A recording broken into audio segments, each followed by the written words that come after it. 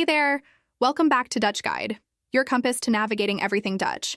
I'm super excited about today's video because we're tackling a topic that often seems like a real puzzle for newcomers and visitors. That's right, we're diving into public transport in the Netherlands. Getting around in a new country can be a little overwhelming.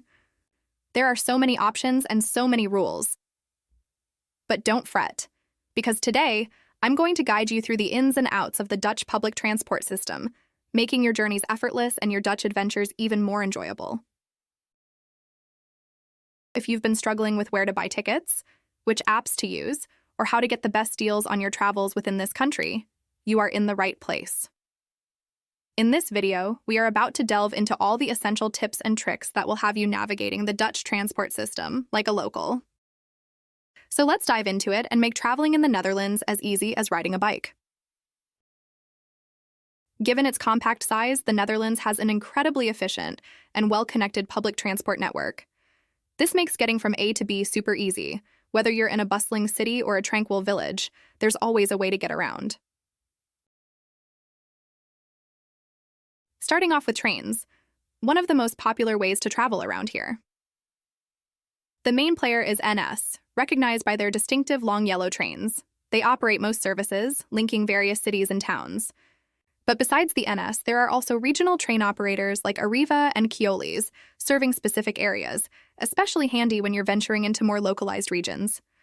For international journeys, there's Thalys to Paris and Brussels, ICE to German cities, and Eurostar, bringing London closer to Amsterdam. When in Amsterdam, GVB runs the show. They run buses, trams, metros, and even ferries in the city, ensuring smooth travels around the capital. One handy thing to note is the North-South Metro line. It's a speedy connection running from the north to the south of the city, passing through the city center.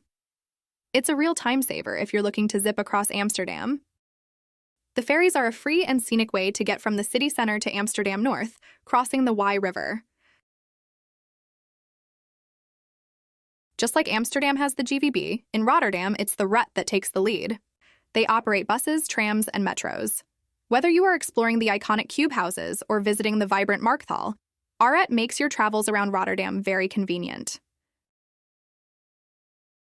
And just a heads up, not every Dutch city offers trams and metros. Trams are present in Amsterdam, Rotterdam, The Hague, and Utrecht, while metros are mainly in Amsterdam and Rotterdam. Additionally, it's worth noting the presence of regional bus companies such as Connexion and Arriva in more remote or regional areas of the Netherlands. They are lifesavers in areas where trains don't venture, making sure every corner of the Netherlands is accessible. Now that we've explored the various modes of transport, let's discuss a key component to accessing them, the OV-Chipcard. This is a contactless smart card and is essential if you plan to use public transport in the Netherlands. Now, there are two main flavors of this card. First up, we've got the personal card. You can only get one of these online through the official OV-Chipcard website, or you can fill out a form at the stations. It'll cost you €7.50 and it's good for 5 years. The perks? Well, you can load subscriptions on it, which is great if you are planning to use the public transportation often for a longer period of time. You can also enable automatic top-up, and if you have kids under 12, they can tag along for free if you activate this feature.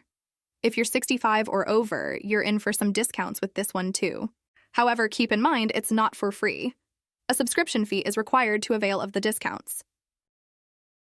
Then, there's also the anonymous card, which is super handy if you're not sticking around for long. You can lend it to a friend, and you can pick one up very easily at train stations, most supermarkets, and newsagents. This one is also €7.50. However, the anonymous card doesn't allow for automatic top-up, doesn't support subscriptions, and doesn't offer any age-related discounts. Also, you can't block the card if it gets stolen. But if you have an anonymous card, you can still use the Travel Together discount. This lets you travel with someone who does have an NS subscription on their card. Regardless of which one you go for, you'll need to check in before each journey by holding the card against a card reader, and remember to check out the same way when you exit. Remember to keep a close eye on your balance. It's getting low? No worries. Top it up at one of the self-service machines at the stations or online if you have a personal card, and there's also the auto top-up option for the personal cards so you never run out of credit. This little card works on trains, buses, trams, and metros. It's your versatile travel buddy across the country. Well, nowadays, if you're not too keen on acquiring a specialized OV-Chipcard, you have the option, introduced this year, to simply use your bank card, phone, or credit card.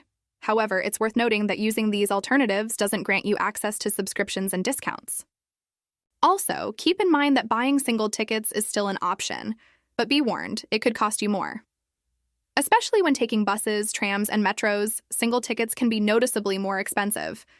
With the OV-Chipcard or your phone, bank card, or credit card, you are only charged for the exact journey you make, ensuring you only pay for what you use.